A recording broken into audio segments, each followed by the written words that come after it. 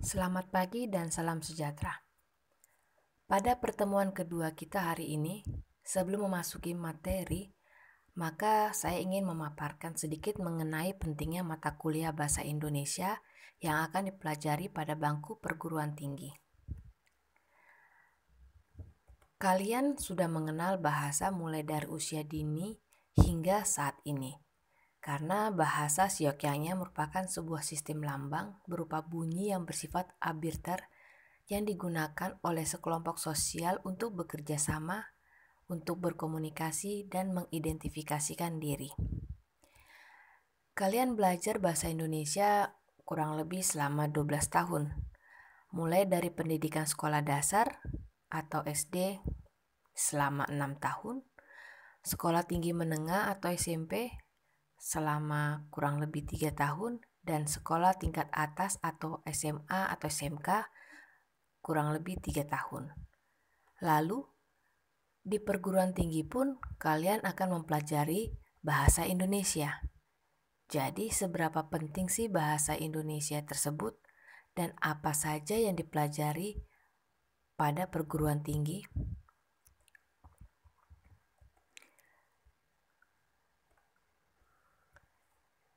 Terampil berbahasa Indonesia dengan baik dan benar, khususnya dalam penyusunan karya ilmiah, harus disokong atau didukung oleh keterampilan berbahasa Indonesia baik secara lisan dan tulisan.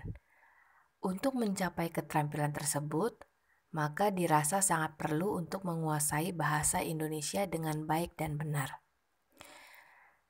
Ketika mata kuliah bahasa Indonesia pada perguruan tinggi, kalian akan menjumpai banyak kegiatan yang berhubungan dengan kegiatan menulis. Kalian akan dituntut untuk menguasai keterampilan menulis yang difokuskan pada sebuah karya ilmiah. Bisa tugas akhir, skripsi, maupun jurnal atau paper. Inilah yang akan membedakan pembelajaran bahasa Indonesia pada tingkat sekolah dengan pembelajaran bahasa Indonesia pada tingkat perguruan tinggi.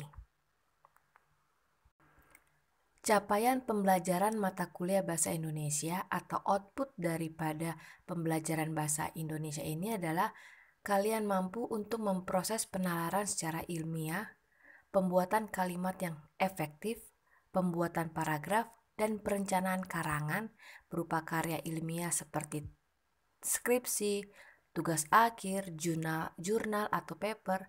Tentunya semua ini dengan menggunakan bahasa Indonesia yang baik dan benar. Jadi, pada mata kuliah bahasa Indonesia di perguruan tinggi, materi-materi yang akan kalian dapat adalah materi bahasa Indonesia yang baik dan benar, serta bahasa Indonesia yang baku, ejaan yang disempurnakan, diksi atau pilihan kata, kalimat efektif, penalaran, pembuatan paragraf, serta perencanaan karangan. Tentunya semua ini akan kalian aplikasikan ke dalam tugas besar. Baik, kita masuk kepada materi pertama, bahasa Indonesia yang baik dan benar. Selama ini banyak pertanyaan mengenai bahasa yang baik dan benar itu seperti apa? Kebanyakan jawabannya merupakan bahasa yang disesuaikan dengan ejaan yang disempurnakan. Pada dasarnya tidaklah demikian. Bahasa yang baik dan benar bukan berarti bahwa bahasa itu harus selalu mengikuti kaidah normatif untuk segala macam situasi dan pemakaian. Penggunaan bahasa harus disesuaikan dengan situasi dan kondisi. Untuk bahasa Indonesia yang baik merupakan bahasa yang digunakan sesuai dengan situasi pemakaiannya, sesuai dengan lawan bicaranya. Jadi, akan berbeda ketika kalian berbicara di suatu forum yang resmi dengan ketika kalian berbicara di suatu forum yang non-formal. Sedangkan bahasa yang benar merupakan suatu bahasa yang mengikuti ejaan yang disempurnakan. Bahasa yang baku. Bahasa Indonesia ragam ilmiah termasuk dalam bahasa Indonesia baku, resmi, atau bahasa yang memenuhi standar. Pengenalan terhadap bahasa Indonesia baku atau tidak baku dapat dikenali lewat hal-hal sebagai berikut. Yang pertama, penggunaan kaidah tata bahasa normatif secara eksplisit dan konsisten. Di sini saya langsung mengaplikasikan pada sebuah kalimat. Kalimat tidak baku seperti anaknya sekolah di Bandung. Sedangkan pada kalimat baku, anaknya bersekolah di Bandung. Kata sekolah pada kalimat tidak baku harus diganti dengan kata bersekolah, sebab kata sekolah adalah sebuah kata benda, sedangkan predikat pada kata itu harus sebuah kata kerja. Jadi kata benda sekolah harus diberi awalan ber sehingga menjadi kata bersekolah. Kemudian untuk contoh kedua, untuk kalimat tidak bakunya, dia ngontrak rumah di Jalan Mataram. Sedangkan untuk kalimat bakunya adalah dia mengontrak rumah di Jalan Mataram. Kata mengontrak pada kalimat tidak baku harus diganti dengan kata mengontrak. Sebab bentuk awalan me untuk kata kontrak adalah meng. Dan bunyi K pada kata itu harus disenyawakan sehingga menjadi kata mengontrak. Bentuk-bentuk seperti ini, ngontrak, ngopi, nulis, atau nyikat adalah bentuk-bentuk yang tidak baku. Kemudian untuk contoh ketiga, untuk kalimat tidak bakunya, kepala kantor kami ke luar negeri.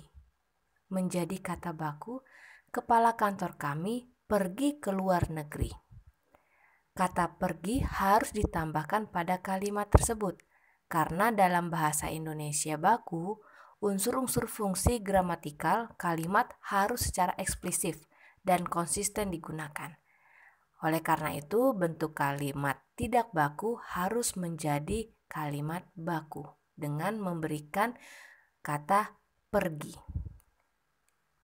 Kemudian untuk contoh yang terakhir, kami telah kirim uang itu minggu lalu. Itu adalah kata yang tidak baku. Sedangkan menjadi kalimat baku, telah kami kirimkan uang itu minggu lalu. Urutan kelompok kata kami telah kirimkan pada kalimat baku harus diubah menjadi telah kami kirimkan. Sebab kata kami pada kalimat tersebut berfungsi sebagai awalan pada kata kerja kirimkan, bandingkan dengan kalimat kukirimkan. Jadi antara kata kami dengan kata kirimkan tidak boleh disisipkan kata lain. Lain halnya kalau kata kerjanya berbentuk mengirimkan. Di sini kalimat itu memang seharusnya berbentuk kami telah mengirimkan uang itu minggu lalu. Kemudian untuk pengenalan terhadap bahasa baku atau tidak baku dapat dikenalkan juga dengan penggunaan kata-kata baku. Contohnya, pada kata tidak baku, sekretarisnya cantik banget. Nah, kata banget di sini adalah kata tidak baku, yang seharusnya sekretarisnya cantik sekali. Atau contoh yang kedua, jangan belok kiri atau kanan, lempeng saja. Nah, kata lempeng di sini juga merupakan kata yang tidak baku, yang seharusnya diganti jangan belok kiri atau kanan, lurus saja. Begitu juga dengan contoh yang ketiga dan keempat, bisa kalian lihat bahwa ada kata-kata yang tidak baku pada sebuah kalimat yang seharusnya diubah menjadi kata baku agar kalimat tersebut menjadi kalimat yang baik dan yang benar. Kemudian pengenalan terhadap bahasa baku atau tidak baku dapat juga dikenalin dari penggunaan lafal bakunya. Mungkin kalian secara tidak sadar kadang-kadang menyebutkan kata atap yang seharusnya adalah atap. Dan kalau yang seharusnya adalah kalau, atau habis yang seharusnya adalah habis. Nah, pelafalan-pelafalan ini memang kelihatannya seperti simple, akan tetapi pada penulisan ilmiah ini sangat diperhatikan, dikarenakan pada penulisan ilmiah harus menggunakan pelafalan yang secara baku.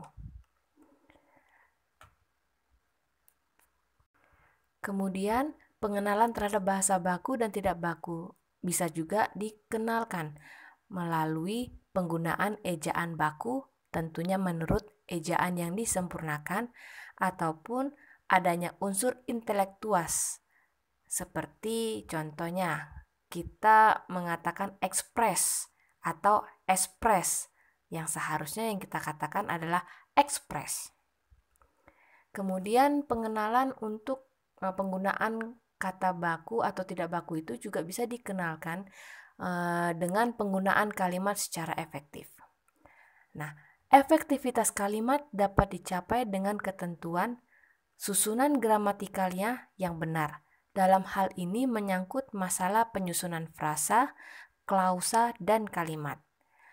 Kesatuan pikiran dan hubungan yang logis. Hal ini menyangkut dengan masalah penalaran. Kemudian ada pemilihan kata yang tepat dan penggunaannya harus secara efisien. Serta variasi kalimat dan pemberian tekanan pada unsur kalimat yang ingin ditonjolkan. Demikianlah untuk materi pertama dalam mata kuliah Bahasa Indonesia ini, di mana kalian sudah mengetahui bagaimana menggunakan bahasa Indonesia dengan baik dan benar sesuai dengan kaidah-kaidahnya, yang nantinya akan sangat bermanfaat untuk kegiatan menulis kalian untuk menghasilkan sebuah karya ilmiah. Oke, saya akhirin untuk materi 1 ini, dan jangan lupa untuk segera mengerjakan tugasnya. Dan sekian, saya tutup. Selamat pagi dan salam sejahtera. Terima kasih.